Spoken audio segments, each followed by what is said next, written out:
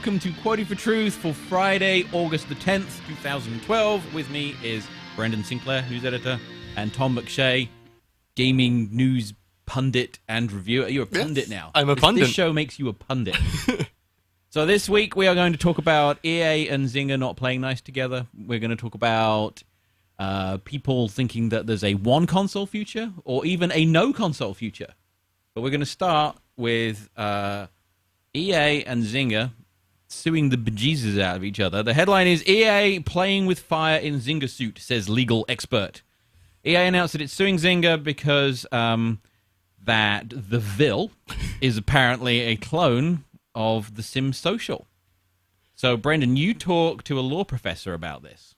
Yeah, and, well, first to get into a bit of the lawsuit here, if you've ever played The Sims Social and the Vil, you'll probably recognize... Tom plays all the time. We can't get him off it. It's really disgusting. I'm not going to, help you with your cabbage patch or whatever it is that you keep asking me to do on Facebook, It's more about Tom. pant color, I think. He just obsesses on what color his pants Send are me all the pants colors? What? Yeah. I don't... Okay, time. so... And the placement of his bed. So the games are pretty close. They're obviously the same genre. They're trying to do a lot of the same things. They look really similar, actually. Which one are we looking at right here, Homer? This is the Sim Social. Yes. So you would know it's the Vil because the dudes have really inflated heads that are kind of creepy. But basically same style of game. It's the Zynga pattern of copycat stuff. Right. Question is whether or not it counts as copyright infringement legally. Right. And this is something the law professor is like, well, EA's taking them to court, but they might not want a verdict here because if the judge finds that this is copyright infringement, and that would be a lot more restrictive than previous cases in games where this has come up, then that kind of opens up everyone in the industry because all of our games are built on things from other games. Yeah. Like, everyone is an unoriginal copycat. Everything's derivative. Everything's an iteration of an idea. So if you can protect The Sims Social from the Vil, then you might be able to protect Call of Duty from Battlefield 3 or, Street Fighter 2 from Fighter's History, things like that. I got a sense that there was an element of the EA guys trying to be a bit noble, taking so that the little guys can, because Nimblebit got very pissed off when Dream Heights came out, which was just such a shameless knockoff of Tiny Tower. Right. And they kind of tried Zynga in the court of public opinion with an infographic which went viral. Because they couldn't afford to take them to court, and I think there's an element with EA of we're gonna go and we're gonna show them what's what. But I mean, it could be dangerous. Yeah, I mean they're clearly trying to get some goodwill from gamers with this, which is weird because they get beaten up by gamers. It's like the giant piñata for the most part because everyone hates EA and who's gonna stand up for them. Maybe they're battling in the wrong arena if they want to get gamers. On their side. The thing is, when they put this out, I did see a lot of people saying, you know what? I don't like EA, but I like Zynga even less. The enemy of my enemy is my friend, so go ahead. And they're like, EA, this didn't come from someone looking through court records. EA proactively went out, and they told everyone, we're filing this lawsuit, and we're doing it for the little guy. This is a matter of principle. All right. So they've clearly wanted to build goodwill with this, but Movie Quest 14. My favorite quote of the week, actually. In an ironic turn of events, the judge said that she would consider the case further in favor of Zynga if they would invite 5 friends to the courtroom. Best comment ever. Zynga is so mockable. It's just so easy to mock them. I love that line. But I guess I'm really concerned that there's going to be a settlement in this case because. I want a settlement in this case. No, I don't want there to... Well, a settlement would be good because if there's a ruling, it's scary because, what does that mean for the industry? It means it'll never stop, is what it means. I know. So if the judge comes down one way or the other, then that just opens the door for all eternity. Well, my first thought is, look at what's going on with Samsung and Apple and, the whole mess in the mobile space where it's we patented this slide to protect, and we patented this. And it's all just lawsuits, and it's you're stifling creativity if you're just sitting on these patents. And it's like if that happens in the game industry, and all of a sudden you can't have a game like DMC where there's a sword and a gun. So like all of a sudden Darksiders can't have something like that. Like that's really hurts Yep. Yeah, the so industry. like if EA wins and you have to do something that's a lot different from what's already out there, then are we going to get something like Gears of War, which was sort of an evolution of Kill Switch? Yeah, You or know, even those kind of iterations are really helpful. But if Zynga wins, then it's just completely, fair game. Anything out there, as long as you tweak everything just a little bit, you can rip it off as much as you want. Like, do we want either of those cases to come about? I don't know if I have as much problem with the latter. I mean, I always rip on Rovio because they just took Castle Crashers. What is that game called? Rovio just ripped off for Angry Birds. And I think that, it's funny to make fun of that, and Zynga's the same way, but it's like, ultimately, we need that. And, like, I don't have a problem with there being, like, Sonic and Sega All-Stars Racing, which is blatantly Mario Kart in every single way, but it's better than most Mario Karts. And it's also, it has different characters in different courses and comes out at a different time period, so I kind of like having that alternative, even if it's identical. Maybe it's more of a problem here in the social space because all of these games are pretty crappy and simple to start with. So you can really replicate the experience like 100%. Yeah, I mean, when you're That's talking about very like easy. a Bejeweled clone, like it's like there's not much to Bejeweled, and what Bejeweled does is great, but it's easier to rip off than saying like, I mean, you could see EA and DICE tried to rip off Call of Duty and failed miserably last year because Call of Duty has its Not little everyone thought they failed miserably. the single player portion. Most So people it's- thought they failed miserably. Yeah, I mean, so Call of Duty, like there's an art to what Call of Duty does, even if we make fun of Right. it for being the same every year. It's not easy to rip off these things, but if this lawsuit is settled in EA's favor and all of a sudden you can sue for stuff like that, it gets scary Yeah. and it kind of kills the industry a little bit. Yeah. Like a little bit. Just a little. Just a little bit of kill. Frankenstrat 24/7 says, "Here's hoping they both manage to destroy each other somehow, even though I don't think that's possible." And this is like, there's a lot of anger in the comments from people. Like There's they a lot either of trolling, some fantastic trolling. Yeah. Yes. Lionheart Wolf, I'm going to make a game that is just a black screen and you beat it by turning off the system. Then I'm going to sue every game company that makes a game that freezes. So I got Epix says, this is rich coming from EA, Medal of Honor reboot, trying to rip off Call of Duty, and cites other examples. Are there any developers or publishers who have their hands clean? Like if poop hits the fan and everyone's suing everybody, is it like, well, nobody, this guy's untouchable? Anyone is. I mean, there's the quote about, all artists borrow and Yeah. great artists steal. I mean, I think it applies to everything, right? So It's true. Like Yeah. I don't know. I mean, you think of Valve and it's like they've mostly been clean, but even their stuff isn't completely. I don't know. I can't really think of anyone where it's like they wouldn't get sued and lose in court, and that's bad. It's, because it's like someone points out there was the Romero comment in this. They're like id could sue for every first person shooter. right.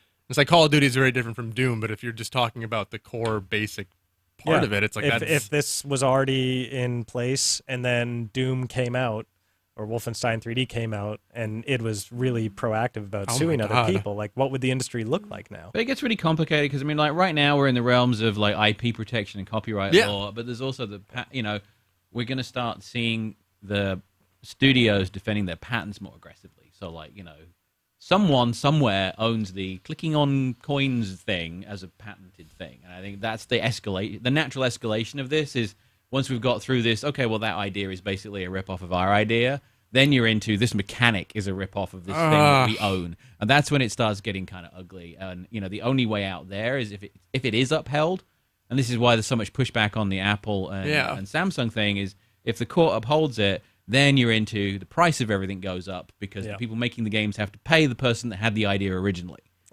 Yeah, I mean, I've actually had a problem with patenting in games for years because Namco with the PlayStation 1 is like, when there's a loading screen, you can play Galaga or Pac-Man, like, and they own the rights to being able to play like a game while a game is loading, Yeah. and that kind of ruins things for everything else because you want to. That's a great idea, and it's so I don't like patenting that ultimately hurts the consumers. So we're just saying we just like everyone to just get along. I know it's weird. It's like Stop being jerk bags. It's funny that once again it's an EA story, and I'm like against EA in this. It's like Wait, if this that's is funny. if this is like the one time I'm going to be on EA's side, it's going to be against Zynga, but it's like, no, No, I'll take Zynga's side in this. It's going to be when they publish Shadows of the Damned or Oh yeah, Alice Madness Returns. Yeah. It'll be an EA partner story, I assure Rock you. Band. All right, moving on to the next point. The console. So this is one where every time this topic comes up, things get really divided. So I'm fully anticipating this to kick off here as well. So I'm never sure how to pronounce this guy's name. The Crytek CEO, Savat Yerli, is that how you pronounce his name? Anyway, the boss. Everyone's looking at his shoes. Silence. It is better to The boss keep your of mouth Crytek shut and be says- thought an idiot than to open it and remove all doubt. If the current generation console cycle becomes further protracted, tablets might take over as users' first gaming option. He spoke to VG 24/7, and he said that basically this came from a position that the next generation consoles are way overdue. And the quote was, "The current generations are drying out, and the longer we wait for the next generation of consoles, the higher the likelihood that they could fall behind tablets in terms of being the first thing people reach for when the time comes to play games." So there are a lot of sort of permutations of this argument, and I think a lot of people get really hung up on that he's just saying you are going to be holding and playing a much more casual experience. I think what he's really getting at is the power of the computing power that you are going to have in your phone and your tablet is fast catching up, and he's going to overtake where the consoles are right now. And they're already getting to a point where you don't have to be holding them to use that computing power. I think that's sort of more what he's getting at. Yeah. A lot of people really got on the I don't want touch games. I don't want that bullshit. Well, yeah, that was a point I was going to bring up. It's like SGT Ombre. He says, tablets, you're kidding, right? I'm not going to take tablet gaming seriously until they figure out something better than touchscreen analog sticks. But I think what the CEO is saying is like, reflexively for the first 30 years of this industry, where it's like, I want to play a game, I'm going to go to the PC or I'm going to play a console. And it's like now a lot of people don't think of that reflexively. They're like, I want to play a game, and they check out what's on their tablet or their mobile device. And that's the problem is when people aren't thinking of Nintendo and PlayStation first. Yeah. Then Nintendo and PlayStation, they can't survive. Yeah. So I think this is a real problem. And I'm kind of I don't even play tablet gaming, and I'm still totally on the Crytek's impronounceable name. Like I'm totally on his side with this. There's been a lot of comments, and Soundshape came out that one of the sort of complaints against it is like, God, it'd be so much better if it wasn't on Vita, and if I could play this on my phone, I'd be playing it all the time. Yeah, and it's like, and I don't think that game would actually work too well on handhelds because it's so precise with just platforming. But it's a totally valid. It works fine on Vita. With that has buttons. Tablets. Okay. Like I think you need the sticks. Right? I think you need the sticks with that one. Yeah. But it's a valid complaint and totally worth bringing up and exploring for the developers of the game, Queasy Games, because there's so many more people playing games with that right now because you have it in millions of people's hands. What's your view on it, Brendan? I keep going back and forth on this because he's talking about this from a business perspective, I think. Yeah. The people in this room and the people that are watching this show right now, for the most part, I'm pretty sure we're all in agreement that games are better with precise controls. And the tablets don't offer that for the most part just yet. And when it comes time to play games, as he says, we want, something like 360, PS3, Wii U, Vita, Keyboard. whatever. Yeah, keyboard, PC. Yeah. So the problem is that the industry has long since outgrown us. Like, we might be the very core of it, but what makes it a good year for the industry or what makes it a horrible slump is that much more casual area. And that is the area that they don't have a time to play games. They don't sit there and say, oh, it's 6:30, I just had dinner, time to play games. They play games as it drifts into their life or drifts out just because they on a whim. The tablet's something that they have with them everywhere they go, maybe. Mm-hmm. They play games on it. They're not making a conscious choice of tablet over consoles.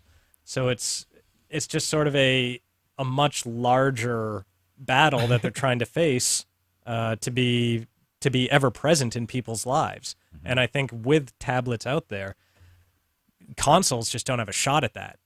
And handhelds, the industry seems to be like running away from them so fast, rather than trying to use them as any sort of competition for tablets, that and honestly, I don't know if it's possible to reverse that trend. I can't remember if we still have this. Do we have this? Last week there was the Bing Gordon quote about Nintendo should just become a software company, Yes. right? And I mean, honestly, if you're in the business of making I mean, do you really want to be in the hardware business as well? I mean, it's expensive and it's messy and you got to manufacture the damn things and it's like if your talent is making great experiences, surely it's better to have someone who just makes hardware worry about that piece of it. I mean, it's almost, in a lot of ways, it's back to the old 3DO argument and the MSX argument years ago. It's like, here's what you need to adhere to. Go make a thing that can do it, and we'll start. Well, that'll get us to the one console future discussion. Yeah. Well, there's another point I wanted to bring up though. Like I had a guest this weekend, like staying over, and he was like, "Oh, I don't play games anymore." And he said his last game system was the Dreamcast, which was stolen from him. So whoever stole that should feel bad. But he was saying this while he was playing a Cannonball clone on his iPad, and he doesn't even he doesn't realize that he's still playing a game, because it's like games have. Like, I think a lot of people, he's not the first guy I've heard say this. I think a lot of people who play casually don't even really associate what they're doing, Words with Friends or the Ville or whatever they're playing on these, non-console devices. They don't realize they're video games. Yeah. So it's like, the more ingrained that is, that the more separate it is, the more people they're not going to care about the PlayStation we're in a stuff. technology trend, and I think this is where some of the hatred comes from, because I think a lot of people feel that what they love is under threat because things are moving and they're blaming the platforms as opposed to the business. They're thinking, oh, if it all goes tablet, then I'm never going to play Crysis ever again, And I think what is going to shake out is that these boxes are getting way more power. I mean, the Google Nexus 7 has a quad-core processor in it. The new NVIDIA chipset is, it's getting there. I mean, we're a year away from current console-style graphics on these devices.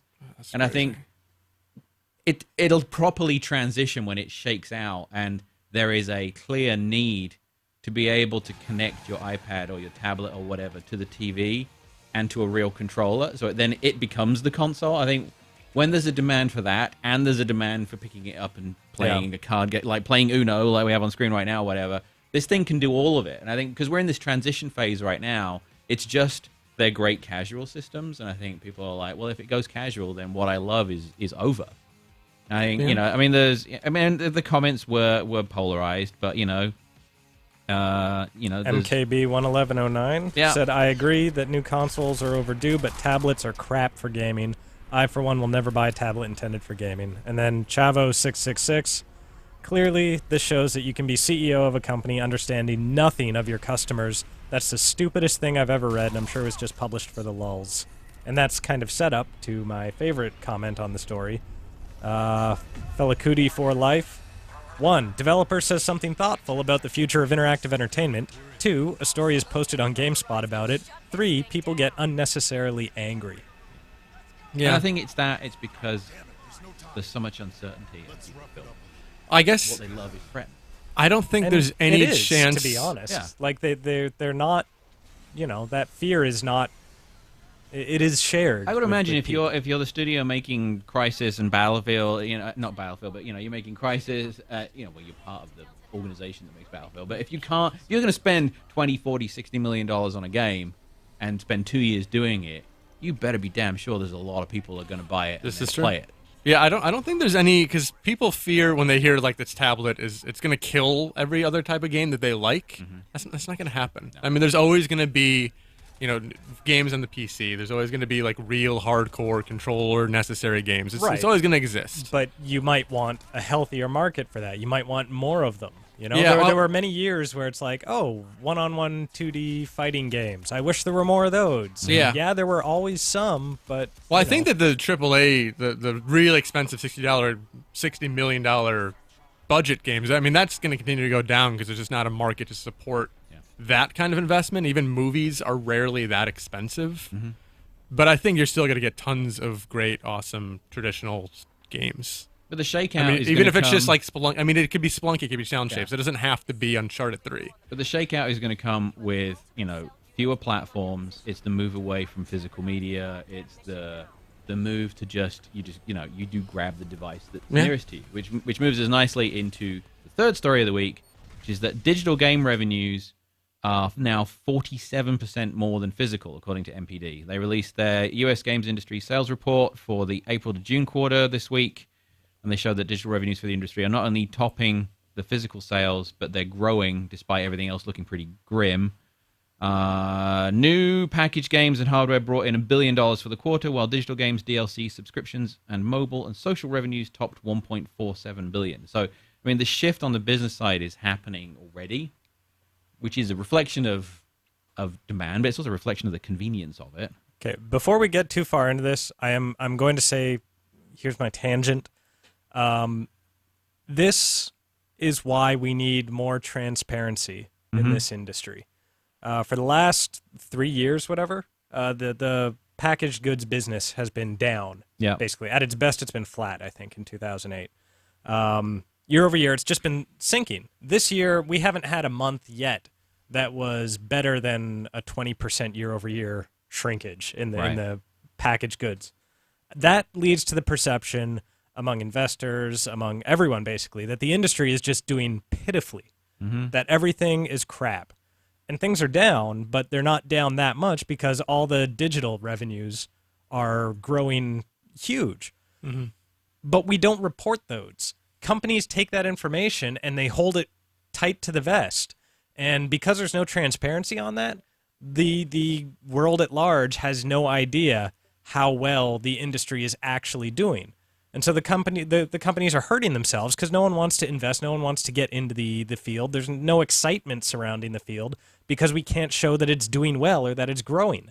And then you look at the fields where people are doing well and growing, you know, social gaming for one, the tablets, things like that. It's just there's all kinds of buzz surrounding it. And it's that buzz that gets consumers interested, that gets people to buy stuff. It feeds into itself. So, yeah, transparency and the lack of it hurting the industry. Okay. Tangent over. What do you think, Tom? Well, I agree with Brendan's point there. I think this is just really interesting because we really don't have an idea what digital is, but we know it's bigger. Because obviously MPD doesn't have all of the numbers for digital because there's so much and there's so many all the competing. numbers for physical either, to be fair. So. Yeah, they don't have. Yeah, MPD just kind of guesses with this stuff, but it's interesting. They started getting Walmart. I think they've got physical fairly well covered. They have physical better covered, but they still don't have all the numbers for digital, and it's a lot bigger. I didn't realize it was this much bigger. Yeah, and it's only going to get bigger. But the thing that I'm interested in is like the pricing is kind of terrible on mobile devices, I think, because everything worth getting, it's like $3 or under. I don't like that because it devalues what games are, and I'm wondering if everything was raised by 50% or 100%, what difference we would see. Yeah, because you have to make these games seem like they're worth money for people to think that they have value, I think. And if it's just $1 disposable stuff, you're not going to. So I'm curious how the revenue would change if they jacked the prices up a little bit. You look at it and you're talking about $1 billion in revenues for the packaged goods stuff, right? And that's coming at $60 chunks, at $300 chunks when people buy the hardware.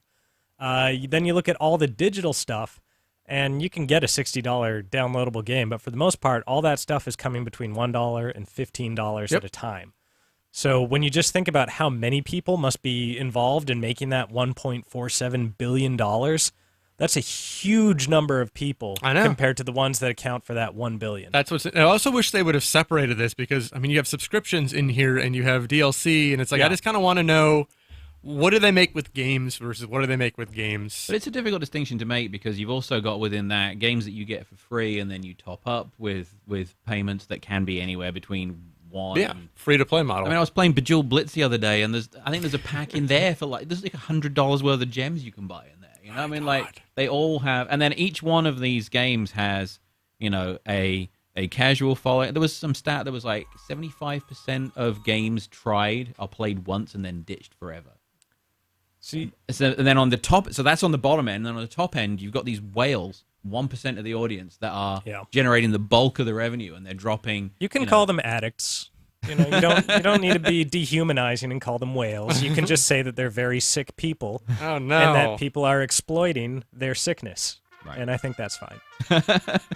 That you would say that, not that those people are being exploited. Yeah, that's not fine. I find it interesting though that in the comments of this, most of the users are still kind of kvetching over whether or not they want to buy digital games at all. Samurai7 says, I'll be one of the last holdouts. Not a fan of digital. Maybe I'm old school, but I like getting a box and a disc and a manual and maybe even some extras if I get the limited edition. Dr. Corndog, I'll download DRM-free PC games, but console downloads are terrible. They're often more expensive, and they're tied to a particular manufacturer's platforms. Like people are still looking at this. It's like I think the ship has sailed. Yeah. And the core gamer market is not really willing to let it go yet. No. He raises an interesting point that is a spin-off, but I think we are moving towards a point where it's got to break from the platform, and that when you buy a game, you buy the access to the game, and the platform that you play it on needs to become irrelevant. It's like if Sound Shapes should just exist as a game, and I'm paying for my access to it. I think that's the direction that it's going. Well, we have We're more not of there yet. we have more of a chance of that in the future, because it seems like the processors and all that other stuff. I was just talking to Peter Brown because he loves tech, and he's just talking about how the processors and stuff are going to be so similar in newer tablets and consoles that you should be able to port easier. But right now there's there's Cell, which makes everything really hard. And in the mobile space, it's already the case. I mean, anyone that's making iOS games can very easily make an Android game with the same, because it's the same assets, the same. Yeah. And we're already there with 360 and PS3. Is that they do the asset once and they compile it twice. Yeah, but that would be it was interesting. My fiance doesn't know anything about games, and I thought that Sound Shapes was exclusive to Vita at first, and I mentioned this to her, and she just couldn't understand the idea of an exclusive game. Right. And this would be the casual side. Yeah. So I think a lot of people out there would be like, well, why can't I play blank on blank? I own this. I want to play it. So we do need to move towards that. I know you're skeptical. Brendan's always skeptical about everything, but it's something that you kind of need if you want to get Crisis 3 and everything, right? It's done. I mean, physical's going to go away. But I think to Samurai 7's comment, I think the one way that physical will remain for longer is for the collector and the Uber fan, where there will be these collectors pack. It's kind of like, when you buy the Blu-ray and you get the digital download and you end up, watching that version more than the disc. And if you're a fan of physical, then you still have GameStops on your side. Yeah. They definitely don't want to lose physical. Well, for now. You're teaming up with them. Yay. Enjoy that. Tekken producer Katsuhiro Harada wants a one-console future, much like Dennis Dyack mentioned years ago. Remember that when Dennis Dyack got eviscerated? I think time has come for the conversation to resurface, though. To be fair, Dyack got eviscerated for the games that Silicon Knights made, not for that comment. He made that one good game. He did. Eternal Darkness. And Blood Omen was cool, too. Yeah, that was. So he sounded off on what the industry would look like if Sony, Microsoft, and Nintendo were to join forces, saying that the potential for a one-console future is endless. It makes me very happy to think about all the possibilities that could occur because of that, he said. Tom, does that make you very happy? I think this would work if technology didn't get better. But that's not going to happen. Technology always We need improves. a technological apocalypse for this to work. Basically, because that's with different technology that's more powerful or does different things, you're always going to have different niches. And if there's a one-console future, we wouldn't have something like the Wii, which was huge for this industry. It was a brilliant idea to take it in a different direction and open it up to more people. So I understand what he's getting at, and it goes back to what we talked about, where it's just you worry about the games and not the platform. Yeah. But I do think you need companies to push each other. You need Sony and Microsoft to have this arms race and to make the connect and to make the move and to do these push the industry in different directions so it grows constantly. So developers don't see any benefit to the multiple console system. They just don't. The exclusivity agreements that they sign are hurtful to the users. You wind up like, oh, well, we're on PS3. Are you coming to 360? I'm not allowed to talk about that. I can't even answer that question because of the exclusivity agreement I signed with. Yeah, so it's like, and you get the fractured, if you buy it on this console, you get this exclusive content, that console, that stuff. And the developers, they don't want to make the same game on 3 different consoles and account for the whatever weird hardware or online infrastructure crap they would have to deal with. It's easier for them to just make a game to a standard spec and have it work. So none of them that I know of are like, yes, let's all have many, many different consoles that we have to reproduce our work on in order to reach that larger audience. No one wants that. So why do we need to have anything other than PC? Because PC can do anything that consoles can do and do it better and has more versatility. Well, once upon a time, consoles were a more uniform experience with less hassles, and the certification process would ensure that it wasn't going to crash on you, and that things would That was happier days when that would happen. and that things would ship in a complete state, and things like that. But we're rapidly losing that in the console space because of the connectivity. So when that goes away, for the consumers, what's the advantage of the consoles even? And for the console makers, Sony, that they might not be all that thrilled about ramping up a PS4 production right now. So do you think the industry, the cost of all of this, is of making hardware and being in the hardware business is huge. And it's a big gamble that you're hoping you'll win the console war that generation and get it back on the end. But do you think that the industry would be better off if the Wii U, 720, and PS4 didn't come out at all, and we just had the PC and then the mobile space? That's such a huge leap from where we are right now that I can't envision it. But I think that's why everyone was getting so excited when there was the rumors of the Steam Box a few months ago. That this kind of, it's not a stripped down PC. It's just a PC that doesn't need it's a gaming focused computing box that plugs into the TV and has a distribution service on it. That's the tagline. There you go. Catchy. Gabe, write that down. So hypothetically, like there's PC and then there's a Steam box and there's nothing else for console style games. Right. Is that fine? Is that better for worse? And then you get Resistance and Halo on the same console.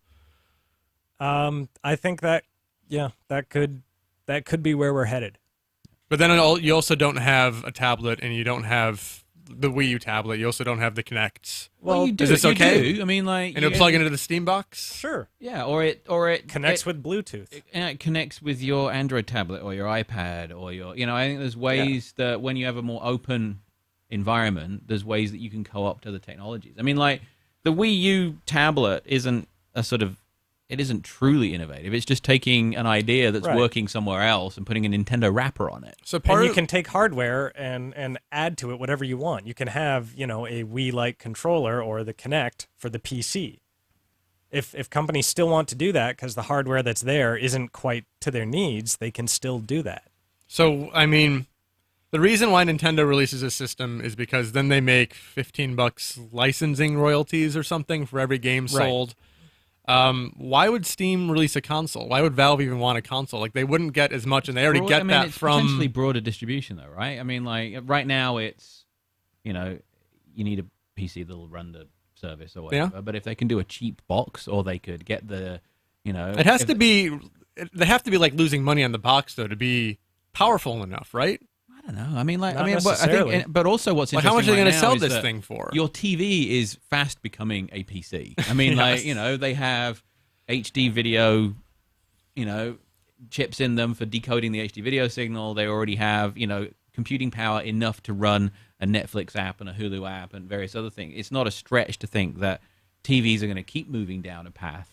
Yeah. And that it would behoove Steam to try and push itself into that ecosystem. The way that the rumors are that, Apple wants to build their Apple TV tech into a TV set. It's kind of like people that said, home consoles will never match up to what you can do in the arcades, right?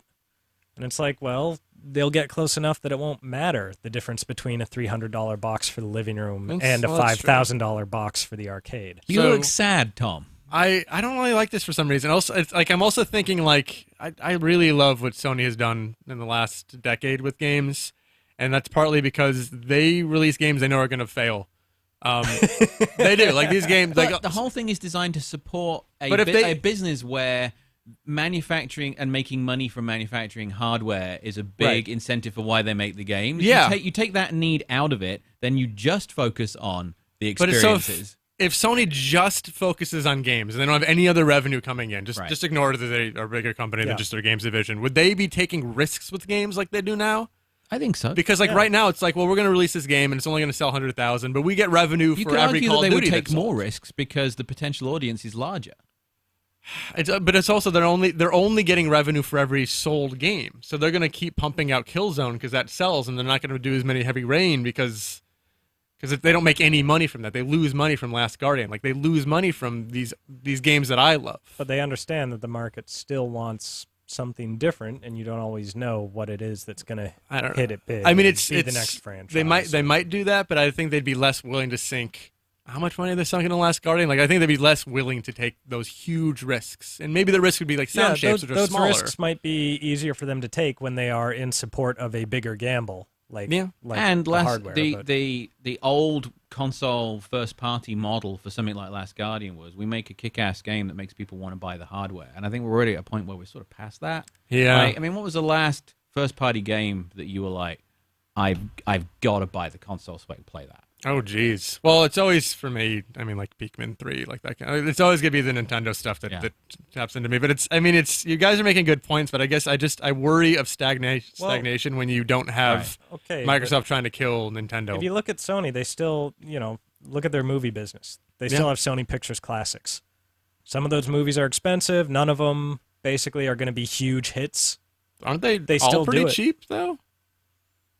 I mean, because it's like we'll always get sound shapes from them, thank God. But I just don't know if we're always going to get the riskier games. And the AAA industry is already so derivative that if it was like even slightly more derivative, that would just be terrible. The people that would make those kind of games will still make games. Maybe. They might not be the same type, but yeah. Okay. Skullomania 2 on the prospect of a one-console future. I think it's very possible. Next-gen hardware is very expensive. A three-way split should cut down costs. That's an interesting kind of aspect to it. Also, like, if this does happen, a one-console future, I don't see it happening because everyone joined forces. Oh, no. And happily, work together on the same project. It will be a last man standing sort of one-console future. That's really bleak. Julian Guy. For a second, I thought the article, which was headlined "Tekken Boss Interested in One Console Future," was going to be about Jinpachi or Azazel wanting a one-console future.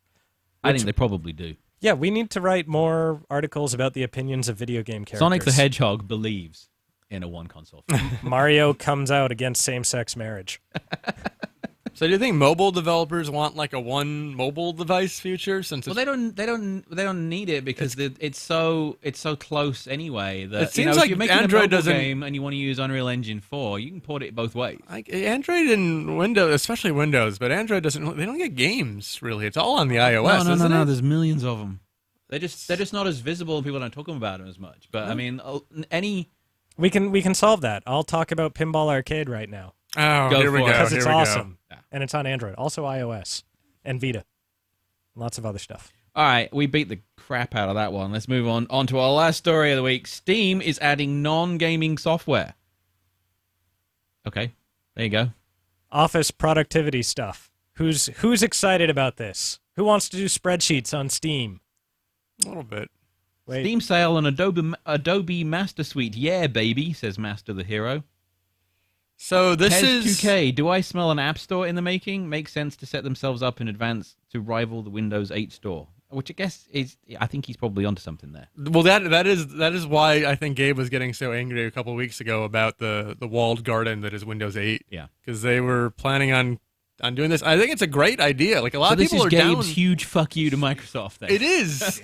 Well, a lot of people are down this because I mean, Valve is not just a gaming company, like the gaming company almost. They're awesome. It's like the idea of them doing something else, or like Nintendo doing something else. It just feels dirty. It does, because it's like you want them to focus on games exclusively and do the best they can, make Steam the best, and the games. I don't think Valve's approach has ever been specific to games like that, though. I mean, that's where they started, but I think they always viewed the company as like a sky's the limit. Yeah. Well, we haven't seen cool that we could do. We haven't seen a hint of that until now. I think this is a great idea because a bigger Valve is a better Valve in my mind. Because I mean, like Google, I kind of like them, and I like how they approach technology, and I like their innovations, and I like the idea of them getting into so more people know about them and care about them, and it just seems like a good idea to me. I know you don't like. What do you have against Valve that you don't like this idea of them being bigger? Too many hats in Microsoft Word or Adobe Photoshop now? If they become too big, they'd probably have to become a publicly traded company. And if they did that, It would crush the culture. Yeah. Well, they're not gonna. As long as Gabe is working, I don't think that they're gonna give up their anonymous or their what was the word I'm trying to say. They're not gonna give that up. They're not gonna be publicly traded as long as Gabe's there. People brought up the DRM issue. Unfallen Satan, one DRM to rule them all. There is something simultaneously grotesque and beautiful about it. I mean, this is potentially them stepping into we're the industry standard for this stuff. Yeah. And I think they've got the chops to be that, though, when Yes. they're moving into this world. I mean, in games, fine, they won. But, Well, step in outside of productivity games. software, what is there out there right now that you know of that it's just like, hey, I can go here and I can get whatever productivity software I want with one click and download it to my computer and it'll just work. Steam is the first digital PC storefront. Yeah, I mean, it's different. I mean, there are other worlds where, Apple have tried it with they've taken the iOS App Store idea to the Mac. But, I mean, that was as much to do with the fact that there was not a great deal of software, and putting it all in one place makes it more convenient. But on PC, there's nothing. I mean, there are individual publishers have a solution. Adobe has a solution. Microsoft has a solution. One of the things that's really smart about this is, I mean, Apple on their iOS has on their own thing is Steam's everywhere. Yeah. Steam is on my Android. Steam is on an iPhone. So this is everywhere. This is turning Steam into Amazon, basically for digital, and especially as the industry goes digital more than physical markets. Like this is, they have the pole position here. What are we looking at as the video for this, Homer? This is our productivity software. You'll be very productive if you play this. Yeah, I'd rather have Adobe Photoshop footage. Just yeah, because that would be so exciting. Yes, yeah. I mean, a lot of people made comments about we'll see the massive Adobe sales now because that's what Steam is known for. Sales. We're not going to get that, but we're gonna. It's like the one-stop shop. They're going to be like the Walmart of digital distribution, and that's not that scary to me. The interesting thing, ULaw 2000, he said, needing to have Steam running to use your software doesn't sound very convenient, so unless they offer really good prices or something, I don't see this as being a very much benefit to users, especially when you consider the downsides. And that was sort of, I'm not sure how big a footprint Steam really takes up on the computer, but I mean, when I try and do things like video editing with Adobe Premiere and all that, I'm taxing my computer plenty. Well, that's as it is, and having to have other stuff like Steam. Yeah, well, that's what offline mode is for. You can just run all these things in offline mode. Potentially. I mean, this isn't a Blizzard product. I mean, it works when it's not plugged into the computer. All right, 2 quick hits for you guys. First one, Insane was cancelled. For those of you that don't know what Insane was, this was the Guillermo del Toro game that we didn't really know much about. It was sort of Pan's Labyrinth, the game, kinda, right? That's what everybody imagined. That's what everyone thought it was going to be like. Yes. Anyway, it got killed. Do you care? Not even a little bit. And I kind of trust Jason Rubens, I think, is in charge of THQ. Yeah. I kind of trust THQ to make a good AAA game. The They same have Jason really Rubin good. that said he was doubling down on AAA game development when everyone is walking away from it. Well, I think most of their AAA stuff that I see, like Darksiders, like Saints Row, they're pretty good. They publish pretty good games. I have a feeling this game was either going to be in development hell or just not that good, so I'm fine with it. I think this is bad because it was a new IP, and I would have been interested to see what Guillermo del Toro could actually do with video games, and I'd also have been interested to see Volition do something that wasn't Saints Row or Red Faction.